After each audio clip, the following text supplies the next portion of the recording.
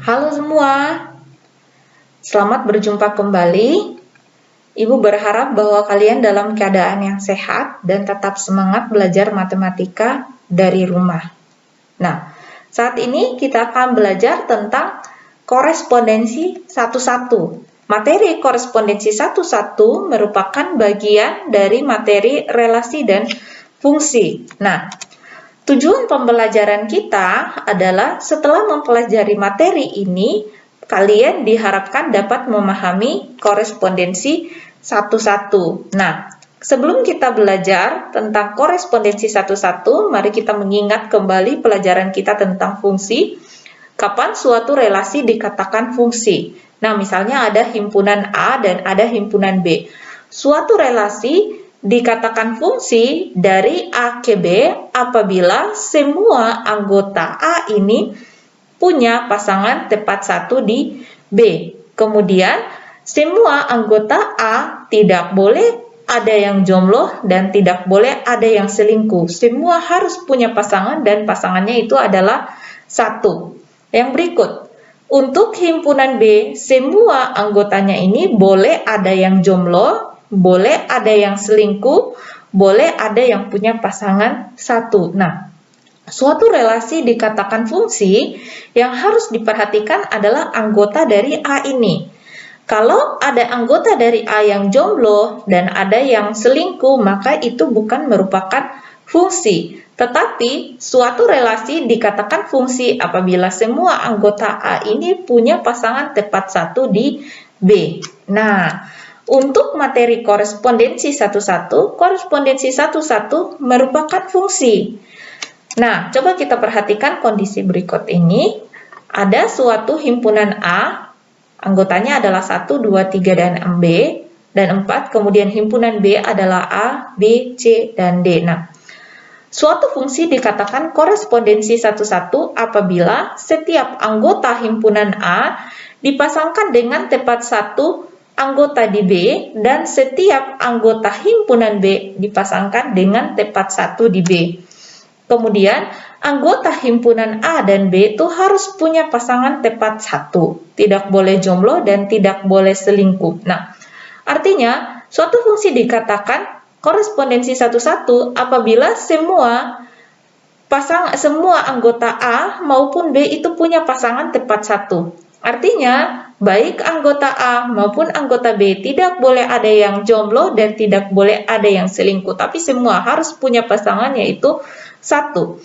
Karena baik anggota A maupun anggota B punya pasangan tepat satu, maka jumlah anggota dari A dan B harus sama. Kalau A anggotanya 4, maka B juga 4. Kalau A anggotanya 3, maka B juga 3, dan seterusnya. Nah, coba kita perhatikan contoh berikut. Nah, hubungan berikut yang merupakan korespondensi satu-satu adalah, nah, kita akan mengidentifikasi A, B, C, dan D yang mana yang merupakan korespondensi satu-satu. Nah, coba kita perhatikan. Bagian A, ini adalah suatu relasi yang sudah disajikan dalam bentuk himpunan pasangan berurutan.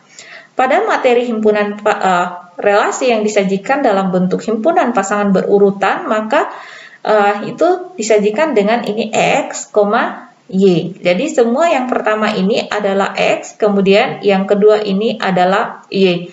X itu adalah domain dan Y itu adalah range.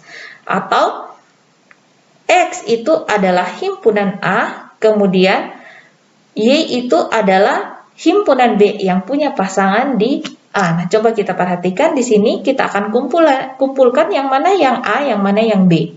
Nah, semua anggota A itu yang pertama tadi, 1, 2, 3, 4. Kemudian anggota B itu adalah yang di belakangnya, A, B, A, B. Kalau ada 2 kali ditulis, maka cukup tulisnya 1 kali saja.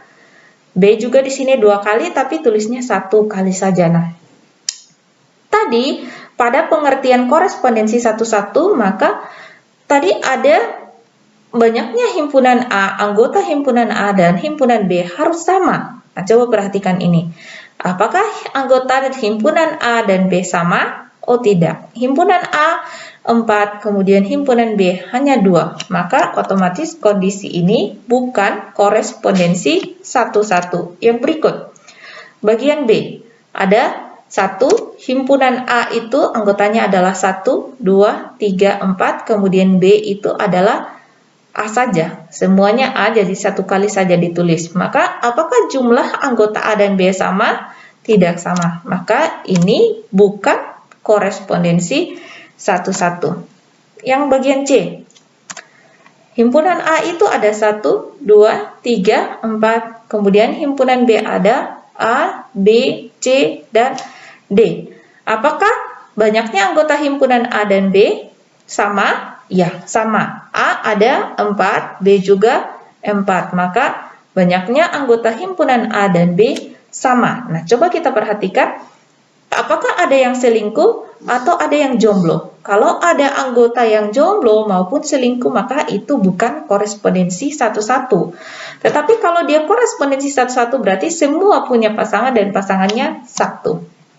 Oke, 1 pasangannya adalah A, 2 pasangannya adalah B, 3 pasangannya adalah C, 4 pasangannya adalah D. Oh, semua anggota baik A maupun B punya pasangan tepat 1. Maka kondisi ini merupakan korespondensi satu-satu. Yang berikut, bagian D. Nah, kita akan memperhatikan di sini apakah ini merupakan korespondensi satu-satu atau bukan. Nah, yang pertama adalah kita kumpulkan dulu. Yang merupakan anggota himpunan A adalah 1, 2, 3, 4. 4 ada 2 kali tapi cukup ditulis 1 kali saja. B ada A, B, C. C ada 2 kali tapi cukup ditulis 1 kali saja. Kemudian ada D. Nah, kita pasangkan. Banyaknya himpunan A dan himpunan B sama? Oke, sama. Ya, sama-sama 4. Apakah ada yang jomblo maupun selingkuh? Kalau ada berarti bukan korespondensi satu-satu. 1 pasangannya adalah A. 2 pasangannya adalah B. 3 pasangannya adalah C. Kemudian 4 pasangannya adalah C. Oh, sudah ada C di sini. Dia sudah selingkuh. Dia pasangannya sudah 2, bukan 1 lagi. Oh, kemudian ada lagi 4. 4 juga pasangannya 2, artinya dia selingkuh. Maka kondisi ini bukan merupakan korespondensi satu-satu. Bisa dipahami ya. Jadi, suatu fungsi dikatakan korespondensi satu-satu apabila jumlah anggotanya sama, kemudian pasangannya, semua anggotanya itu punya pasangan 1. Tidak boleh ada yang jomblo dan tidak boleh ada yang selingkuh. Bisa dipaham? Oke, nah yang berikut. Kita akan menentukan banyaknya korespondensi satu-satu. Di dalam buku Maestro ada 2 cara untuk menentukan banyaknya korespondensi satu-satu. Yang pertama adalah dengan gambar dan yang kedua adalah dengan rumus. Nah, kalian bisa belajar tentang bagaimana caranya menentukan banyaknya korespondensi satu-satu dengan gambar. Kalian bisa pelajari di dalam buku Maestro. Di sini Ibu akan mengajarkan bagaimana cara menggunakan rumus. Nah, rumus untuk menentukan banyaknya korespondensi satu-satu dari A ke B adalah N faktorial. Jadi ini dibaca N faktorial. Apa itu N faktorial? N faktorial sama dengan N dikali N dikurang 1 dikali N kurang 2 dikali dan seterusnya sampai 3 kali 2 kali 1. Nah, di dalam contoh soal kalian akan lebih memahami lagi apa itu N faktorial. Nah, coba perhatikan contoh berikut ini. Tentukan banyaknya korespondensi satu-satu dari A, faktor dari 8, ke B, faktor dari 21, kemudian B, dari A ke A jika A anggotanya adalah O, P, Q, R, S. Nah, untuk bagian A, langkah yang pertama yang harus kita tentukan adalah kita harus menentukan dulu anggota-anggota dari A dan B. Nah, A anggotanya adalah faktor dari 8. Faktor dari 8 itu artinya adalah bilangan-bilangan yang bisa membagi 8. Nah, bilangan yang bisa membagi 8 adalah 1, 2, 4, dan 8. Sehingga banyaknya anggota A adalah 4. 4 itu 1, 2, 3, 4. Kemudian bagian B. Faktor dari 21 berarti bilangan yang bisa membagi 21. Bilangan yang bisa membagi 21 adalah 1, 3, 7, dan 21. Sehingga banyaknya anggota dari B adalah 4. 1, 2, 3, 4. Nah, banyaknya korespondensi satu-satu dari A ke B. N ini adalah banyaknya anggota. Nah, karena korespondensi 1-1 berarti baik A maupun B itu banyak anggotanya sama, yaitu 4. N ini adalah banyaknya anggota, maka N faktorial sama dengan 4 faktorial. 4 faktorial sama dengan 4 kali 3 kali 2 kali 1. Itu sama dengan 24. Jadi, banyaknya korespondensi 1-1 dari A ke B adalah 24. Nah, yang berikut.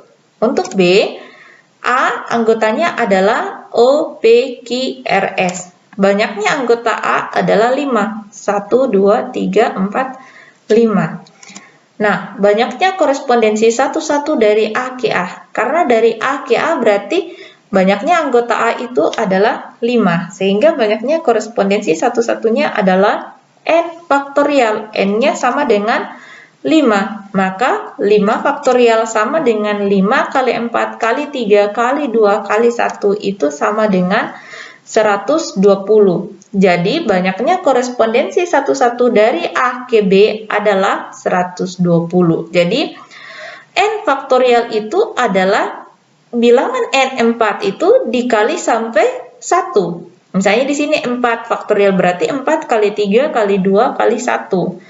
Kalau 5 faktorial berarti 5 kali 4 kali 3 kali 2 kali 1. Kalau 10 faktorial berarti 10 kali 9 kali 8 kali 7 kali 6 kali 5 kali 4 kali 3 kali 2 kali 1. Kalau 2 faktorial berarti 2 kali 1. Kalau 3 faktorial berarti 3 kali 2 kali 1. Ya, Ibu sangat berharap bahwa kalian sudah memahami bagaimana untuk korespondensi 1-1 dan bagaimana menghitung banyaknya korespondensi 1-1. Sampai di sini, tetap semangat belajar matematika dari rumah.